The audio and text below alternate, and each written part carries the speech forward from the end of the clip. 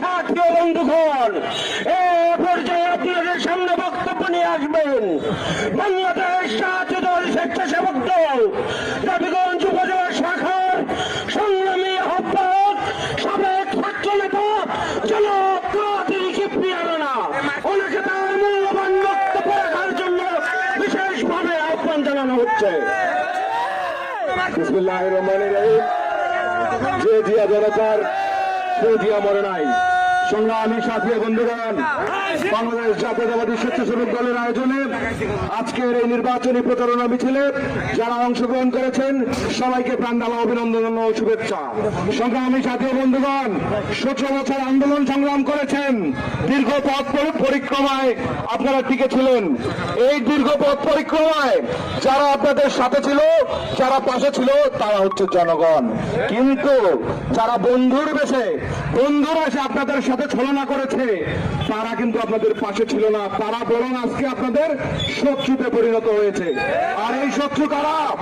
এই শত্রু ইসলামের নামে যারা দল গঠন করেছে, বাংলাদেশ জামায়াতে ইসলাম।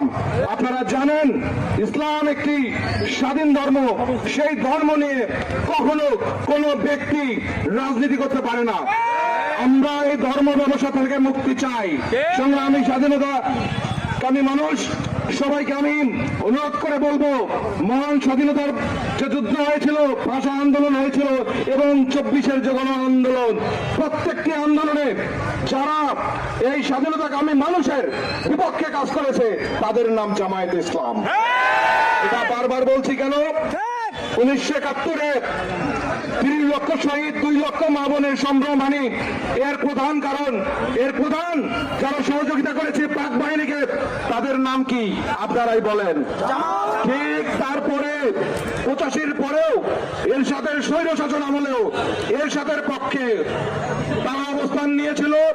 90-এর যে গণ আন্দোলন হয়েছিল, 90-এর গণ আন্দোলনের দেশনেত্রী বেগম খালেদা জিয়া, তিনি যে আন্দোলনের মাধ্যমে একটি বিজয় লাভ করেন, তারপরে কিন্তু তারা বিএনপিতে যোগদান করে।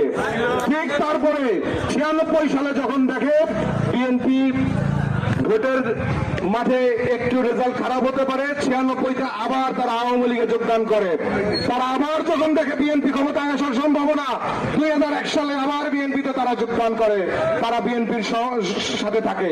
এরপরে দীর্ঘ 17 বছর বন্ধুর বেঁচে থেকেও 17 বছরে 17 দুগুণা 34টি ছবি তারা দেখাতে পারবে না দেবীগঞ্জ উপজেলায়। সংগ্রামী সাথী বন্ধুগণ, আমরা দীর্ঘ এই যে আন্দোলন সংগ্রামে জনমানুষের পাশে থেকেছি, এটি আপনারা জানেন। আল্লাহ